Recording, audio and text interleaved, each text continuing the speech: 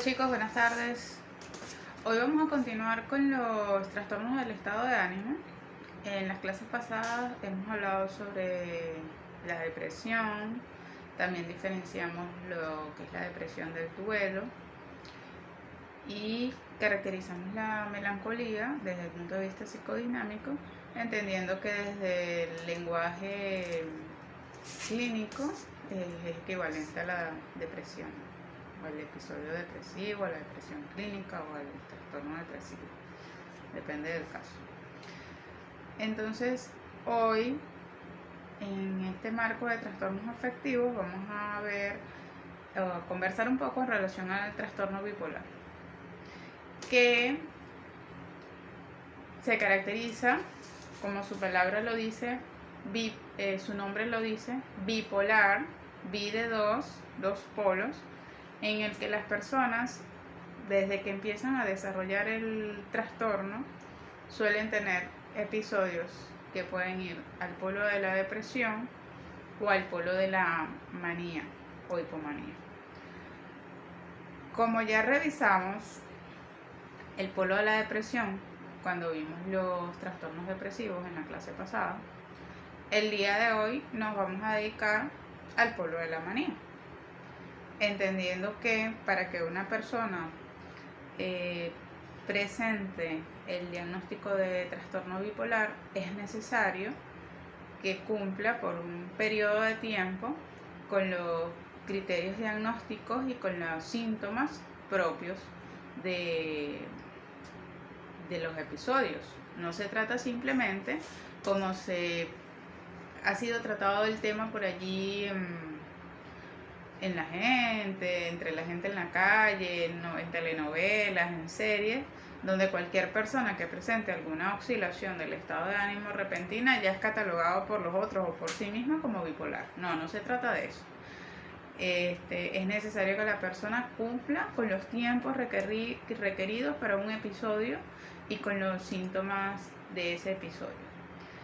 En ese sentido, tenemos, según los manuales diagnósticos, específicamente el DSM-5-TR, pero igual el CIE-11 también lo determina de esa forma, el trastorno bipolar tipo 1 y el trastorno bipolar tipo 2. El trastorno bipolar tipo 1 es cualquier persona que haya tenido un episodio maníaco. Ya al tener un episodio maníaco se clasifica como trastorno bipolar. ¿Por qué? Porque según los estudios y la evidencia histórica, empírica, da cuenta que una persona al presentar un episodio maníaco ya entra dentro del ciclo de lo que se conoce como psicosis maníaco-depresiva y en algún momento de su vida, casi de manera necesaria, presenta también algún episodio depresivo. Entonces, ese es el bipolar tipo 1, el que combina manía con episodios depresivos. Y el bipolar tipo 2 combina episodios depresivos y episodios hipomaníacos, que realmente la diferencia entre los episodios maníacos y los hipomaníacos es la duración.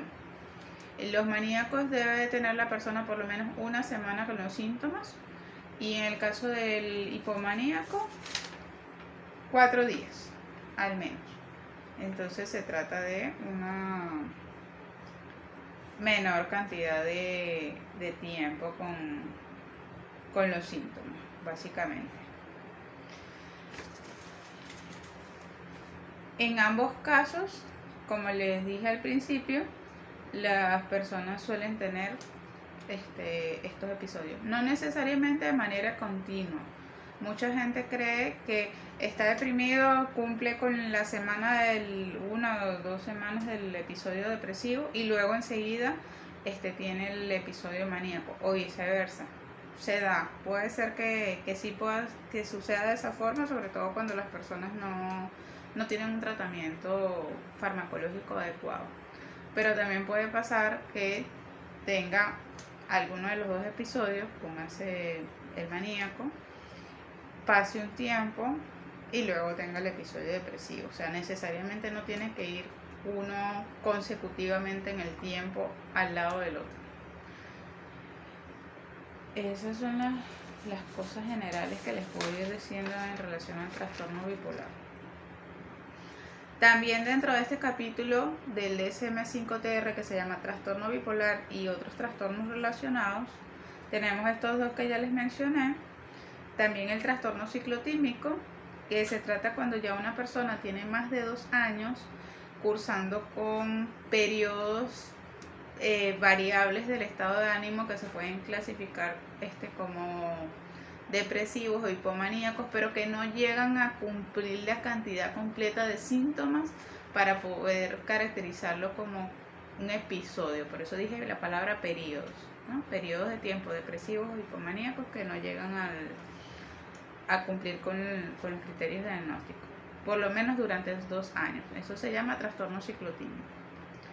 Ciclo, bueno, también de ciclar. Y tímico, de afecto. ¿Se acuerdan cuando vimos el examen mental, la parte afectiva? Si una persona tenía un afecto normal, era eutímica, hipertímico si era muy elevado, hipotímico. Entonces, timia viene de afecto. Igualmente, como el resto de los trastornos que ya revisamos, también existe trastorno bipolar inducido por sustancias o medicamentos.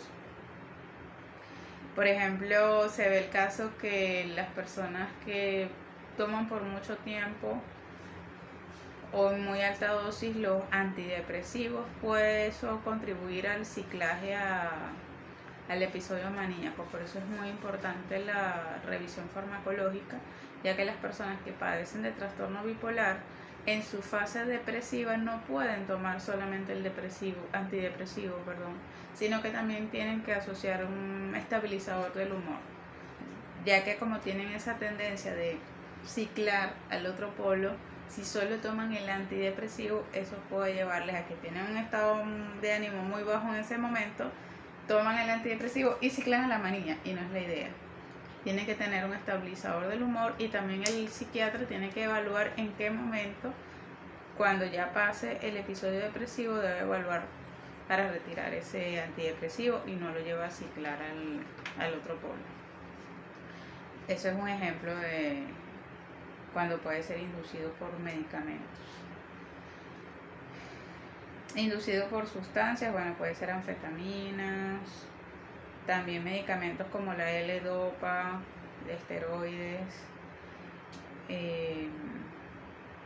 trastorno bipolar inducido por alguna otra afección médica, como los trastornos tiroideos, como les mencioné, igual en el trastorno depresivo, también en algunos casos en la esclerosis múltiple se ven este tipo de trastornos, algunas enfermedades autoinmunes como el lupus. Es cuestión de revisar específicamente. Y bueno, en sí el trastorno bipolar se caracteriza por que la persona tiene una alteración significativa del estado de ánimo, caracterizado por una elevada euforia. La persona suele sentirse muy alegre, con muchísima energía. En algunos casos el estado de ánimo no es necesariamente alegre, sino más bien irritable, con mucha molestia, pero más que todo se nota irritable cuando está vinculado con el consumo de alguna sustancia. Pero de manera habitual el trastorno bipolar, como quien dice puro, suele ser bastante contagioso, un estado de ánimo, porque la persona transmite muchos chistes, muy buen humor, muy buena energía. Y claro, es un ritmo muy difícil de llevar para quienes no estén en un episodio maníaco en ese momento, porque ellos quieren hacer muchas cosas a la vez, aumentan la cantidad de actividades, trabajos, proyectos, actividad social, quieren hablar con mucha gente, retomar contactos, hablar con gente en la calle, de lo que sea, se inmiscuyen más en acciones de tipo político, religioso, sexuales también, suelen tener mayor actividad sexual y de manera desorganizada y sin protección. En ese sentido, bueno, el episodio maníaco es un cuadro muy llamativo que para los familiares es bastante complicado de sobrellevar, por bueno, la preocupación que implica por la cantidad de actividades riesgosas en las que se puede involucrar la persona, como también por no poder, la familia no puede mantener ese ciclo de actividad. En estados graves las personas suelen no dormir o en algunos casos duermen muy pocas horas y con esas pocas horas de sueño se sienten descansados. Entonces ahí lo que se llama como una disminución de la necesidad de dormir, que duermen y muy poco o no duermen. Yo tuve un paciente en una ocasión que toda esa euforia, esa energía, él padece, no he sabido de él en los últimos años, pero de trastorno bipolar. Él era taxista y cargaba sus medicamentos en el carro, los consumía. Pero a veces sucede que, bueno, se les olvida tomar el medicamento o por sí mismos ellos deciden como ya hasta cuándo voy a tomar esto y dejan de tomárselo y bueno, suelen tener episodios nuevamente. Sobre todo porque las fases maníacas para ellos es muy agradable, porque se sienten muy bien. Y más si anteriormente han vivido algún episodio depresivo, donde hay tanta tristeza, tanto decaimiento, tanta desazón, tanta falta de energía, muchas veces tienen que dejar su trabajo durante el episodio depresivo. Entonces la manía de alguna manera es un subón de energía, pues. Entonces, luego estar tan triste, comenzar a sentir como ese gustico interior, una alegría por hacer las cosas, por la vida en general, les es muy agradable. Entonces, durante los episodios maníacos suelen no tomar los medicamentos o ya haber tenido cierto tiempo sin tomarlos. Y por eso reincide el episodio. Pero entonces aquí ya definido de manera general el trastorno bipolar, también podemos ver que las personas con un episodio maníaco, al caracterizarse por estos dos polos, realmente debajo de toda esta euforia y todo este sentido de grandiosidad que ellos tienen, hay un fondo depresivo. Hay realmente un yo disminuido, hay muchísima tristeza interior por algo y bueno, de alguna manera el episodio depresivo lo que viene es a enmascarar una gran tristeza. Por eso suelen darse las dos polaridades. Específicamente yéndonos ahora a los criterios diagnósticos para un episodio maníaco, tenemos 4 criterios. Recuerden que el DSM-5 los clasifica por letras, desde la A hasta la D. Entonces vamos a ir revisándolos uno a uno. El criterio A dice, que es más o menos lo que ya les definí, pero vamos a revisarlo de manera específica. Un periodo bien definido de estado de ánimo anormal y persistentemente elevado, expansivo o irritable, y un aumento anormal y persistente de la actividad o la energía que dura como mínimo una semana. Quiere decir que puede durar más de una semana. Y está presente en la mayor parte del día, casi todos los días de esa semana o del tiempo que haya transcurrido la persona en ese estado de ánimo elevado. O cualquier duración si se necesita hospitalización. O sea, si necesita hospitalización es porque es muy grave la alteración. Criterio B. Durante el periodo de alteración del estado de ánimo y aumento de la energía o la actividad, existen 3 o más de los siguientes síntomas. 3 o más. Recuerden que con el episodio depresivo eran al menos 5. Pero la manía es tan fuerte, severa, que solo con 3 síntomas ya se considera como un episodio maníaco. Y 4 si el estado de ánimo es solamente irritable. Esos 3 o más síntomas son en un grado significativo y representan un cambio notorio del comportamiento habitual de esa persona. Las personas con trastorno bipolar, su personalidad previa o lo que se llama personalidad premórbida, es decir, la personalidad antes del trastorno, suelen ser gente también muy sociable, muy afable, muy chistosa, risueña, habladora, que suelen ser muy activos también, ¿no? Es una personalidad típica afectuosa. Y si vamos a los biotipos, suelen corresponderse más con el biotipo pícnico. Son muy afables, muy agradables. Bueno, solamente les digo esto porque como aquí dice que representa un cambio notorio del comportamiento habitual, bueno, pero podemos ver de base unas personas como alegrona, pero para que pueda cumplir con el episodio maníaco tiene que haber un cambio significativo en relación a su comportamiento habitual. Entonces, los síntomas son, de los cuales la persona tiene que tener al menos 3, en total se enumeran 7 síntomas. Son 1. Aumento de la autoestima o sentimiento de grandeza. Vean que dice sentimiento de grandeza. Es una expresión que suelen tener las personas durante el episodio maníaco de que son lo mejor del mundo y se sienten de esa manera, o sea, lo expresan porque realmente se sienten así.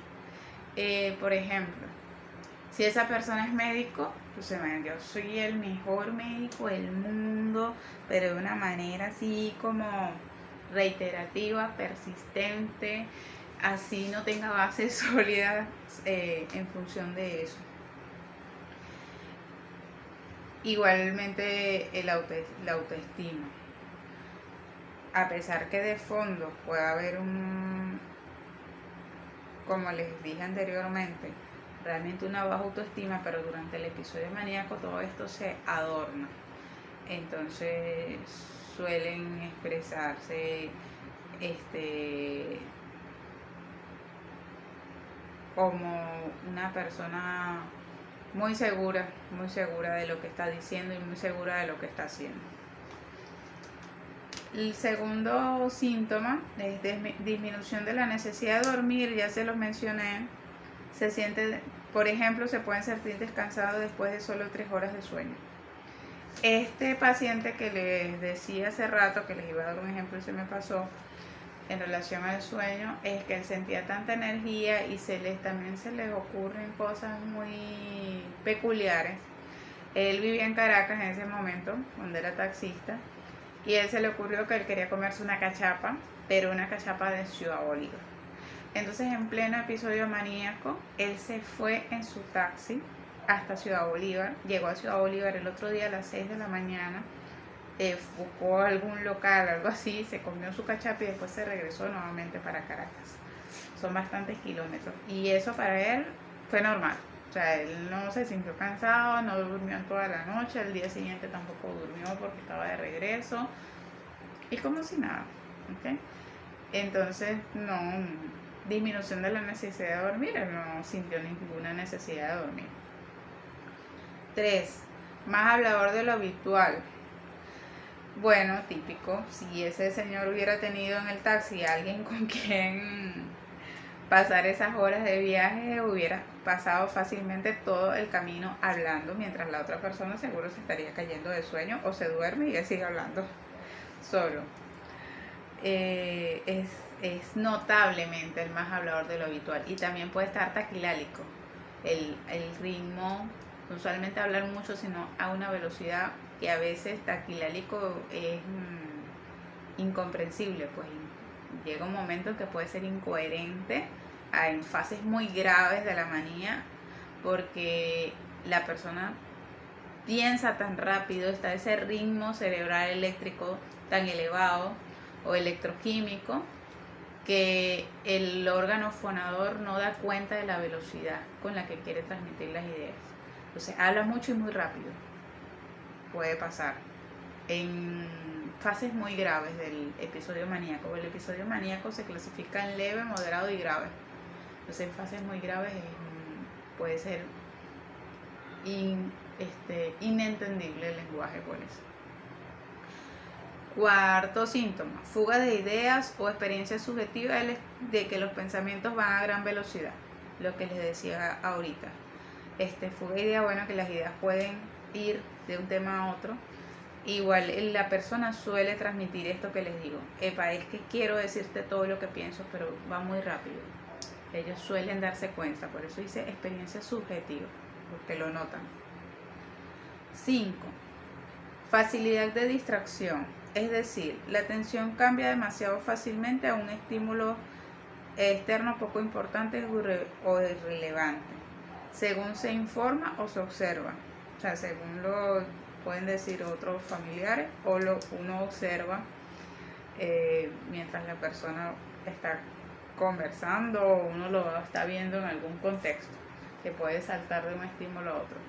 Puede darse paraprosexia, que es que la persona puede estar atento, por ejemplo, si está hablando con alguien, a esa conversación y también a cualquier otro estímulo externo, ponga si pasa un perro, si pasa una bicicleta, si pasa un autobús, si pasa otra persona, la saluda, teniendo como atención paralela, ¿ok?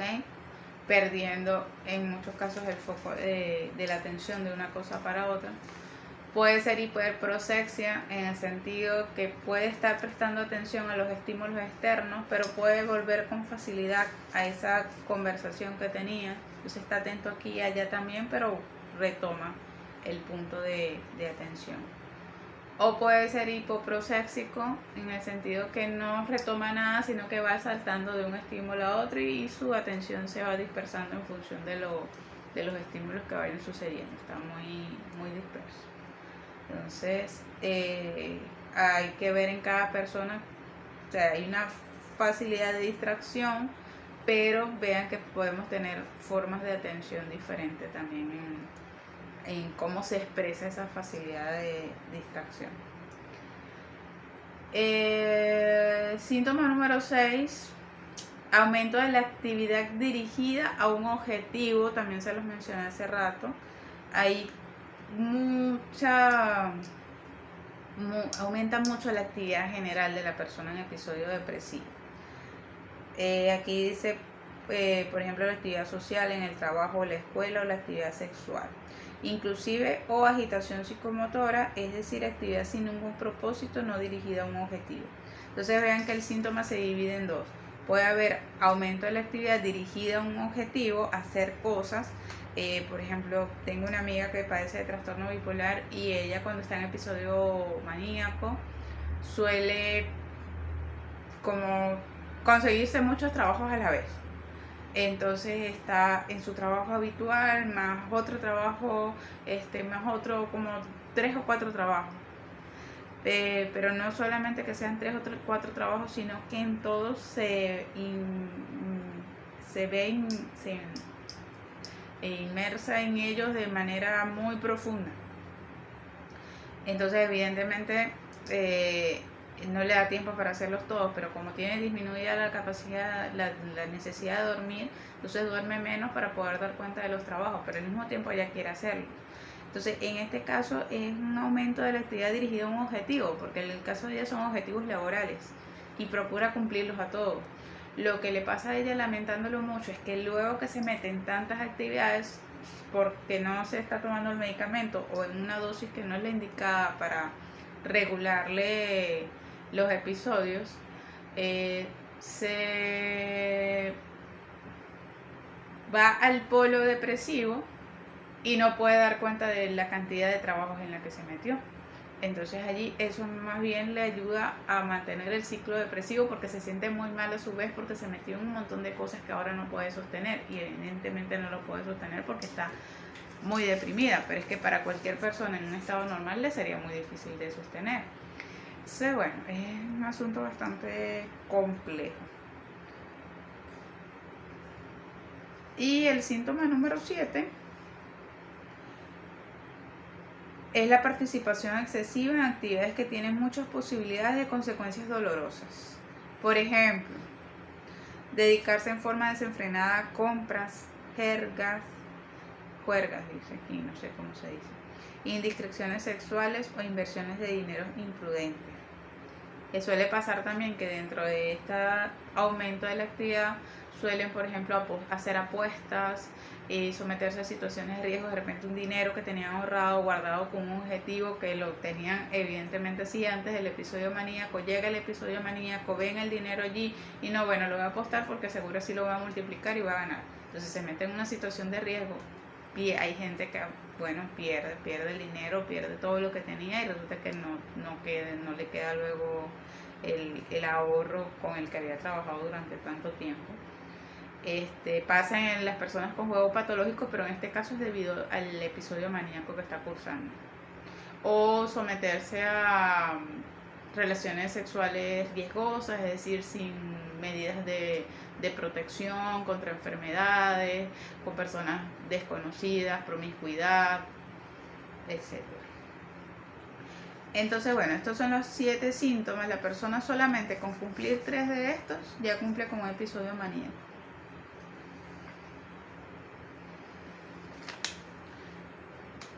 Luego el siguiente criterio, que es el criterio C, la alteración del estado de ánimo es suficientemente grave para causar un deterioro importante en el funcionamiento social o laboral, para necesitar hospitalización con el fin de evitar el daño a sí mismo o a otros porque existen características psicóticas. Porque en el episodio maníaco, en su fase grave, una de las cosas que puede pasar es que la persona presente síntomas psicóticos. Síntomas psicóticos como los que ya revisamos, chicos, en los temas anteriores. Igual, con ideas delirantes, con alucinaciones, con un comportamiento desorganizado. Entonces, imagínense, empieza la persona con un episodio maníaco, con las características que le dije, bueno, un aumento de la autoestima, la grandiosidad, aumenta la actividad, suelen realizar muchas cosas a la vez, disminuye la necesidad de sueño. Ya con eso nombré 3 o 4 síntomas, tiene un episodio maníaco. Y progresivamente la persona va, si es un episodio maníaco grave, puede comenzar a tener síntomas psicóticos. No todas las personas en episodio maníaco tienen síntomas psicóticos. Por ejemplo, este paciente que les mencioné del taxi, él no tenía síntomas psicóticos. Pero he visto otros pacientes que sí pueden presentar síntomas psicóticos. Entonces, en este caso, las ideas de grandeza no son simplemente ideas de grandeza, de que, bueno, yo soy el mejor médico del mundo, como les decía, o yo soy la mejor haciendo tal comida, por decir algo, así, una idea general. Pero se convierte en delirante cuando cumple con los criterios que ya revisamos para las ideas delirantes, que sea irreductible, que sean ilógicas, que la persona tiene una certeza subjetiva de que eso es así a pesar de que no lo es. Las personas en episodios maníacos suelen tener muchas ideas delirantes erotomaníacas, megalomaníacas, de grandeza. En algunos casos también puede haber ciertas ideas paranoicas, de persecución, dependiendo de cómo lo enfoque la persona.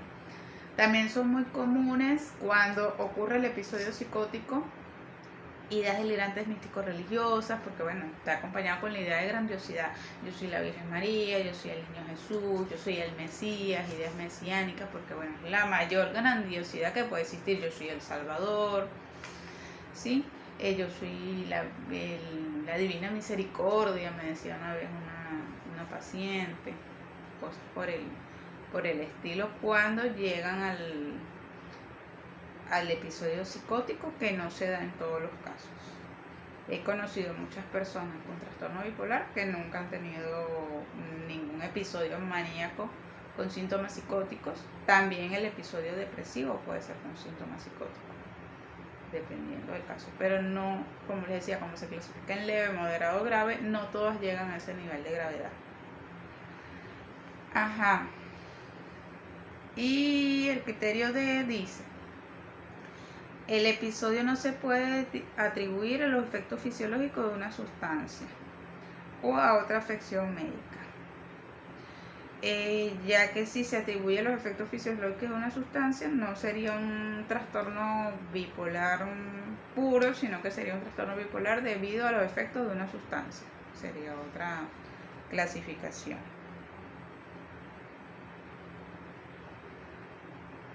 Bueno, entonces estos son los criterios para el episodio maníaco.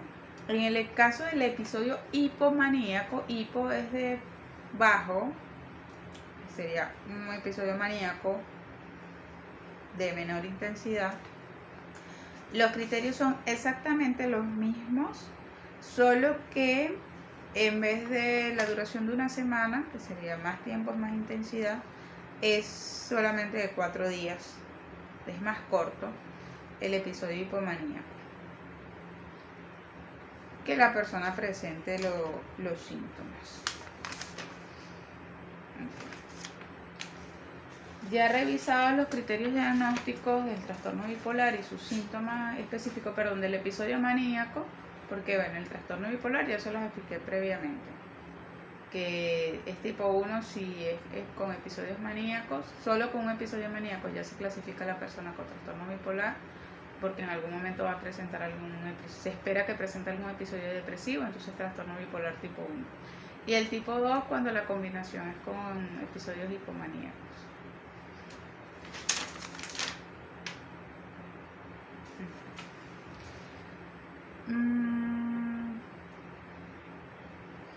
Algunos datos relevantes de interés general.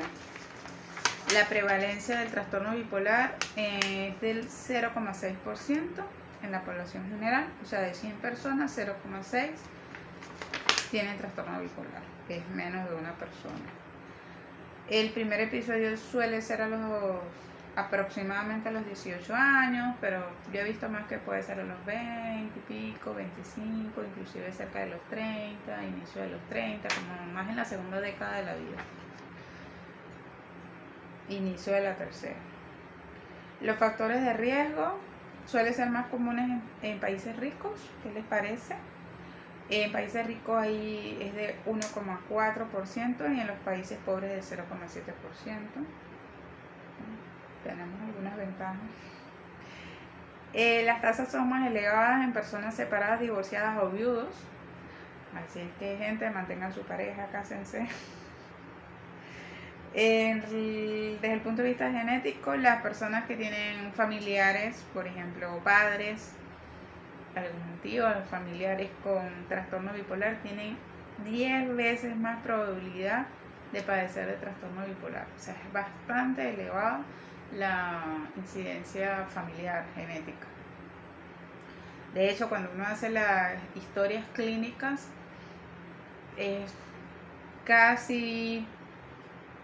es muy raro una persona con trastorno bipolar que diga que no tiene ningún familiar que lo haya padecido previamente. Casi todos tienen algún familiar, alguna abuela, alguna tía, alguno de los padres, primos, o de hecho en la misma familia hay muchas personas que presentan el trastorno, tienen una elevada incidencia. Es más común en mujeres también. Como se los dije cuando vimos los trastornos psicóticos, son más comunes en hombres y los afectivos más comunes en mujeres. El riesgo de suicidio es muy elevado, es 15 veces mayor que en la población general. O sea, la gente con trastorno bipolar tiene 15 veces más probabilidades que la población general. Un cuarto de los suicidios consumados, es decir, que realmente se realizan, es de personas con trastorno bipolar y que durante ese último año han presentado episodios depresivos o buena cantidad de días en depresión. A veces el suicidio se consuma en la fase depresiva y otros puede ser que pase esa fase depresiva, pero se consume cuando inicia o cuando está en episodio maníaco, porque se dice que las personas en la fase depresiva están tan decaídas, tienen tan poca energía que ni siquiera tienen fuerza para ejecutar un suicidio. Pero cuando empiezan a mejorar, o sea, empiezan a ceder los síntomas de la depresión, pues es que es tan delicado también. Hay que monitorear mucho a las personas cuando están tomando antidepresivos. Es importante que sigan asistiendo a su terapia, a su revisión farmacológica, para ir chequeando cómo se va sintiendo y ayudarlos aquí porque la pastilla no quita o sea, ayuda con el desequilibrio químico, pero los pensamientos depresivos no los quita. Entonces, hay que tener cuidado cuando empiezan a mejorar. Usted dice, bueno, pueden tener más fuerza para hacer esos pensamientos. Y como les decía al principio, debajo de un episodio maníaco puede haber una profunda depresión, solo que el episodio maníaco lo que hace es taparla, florecerla, ponerle como que mecanismos de defensa, entre otras cosas. Bueno, chicos, esta es la información que tenemos por acá en relación a los trastornos bipolares. Cada vez se nos hace un poco más sencillo revisar las clases porque tenemos más información. Ya cuando vimos el examen mental, que creo que fue lo más fuerte de esta materia, al ver las caracterizaciones de cómo es la afectividad, ya sabemos lo que es la psicosis, ya sabemos lo que es la depresión, entonces se nos va haciendo más fácil ir comprendiendo y que ustedes vayan incorporando en su conocimiento lo que son los trastornos. Así como poco a poco por ustedes mismos les recomiendo que vayan revisando los manuales, vayan leyendo esto que yo les voy mencionando en relación a los criterios diagnósticos y se vayan familiarizando con esos diagnósticos que son de interés para ustedes. Cualquier duda, comentario, por favor déjenlo en nuestro foro de dudas. Chao.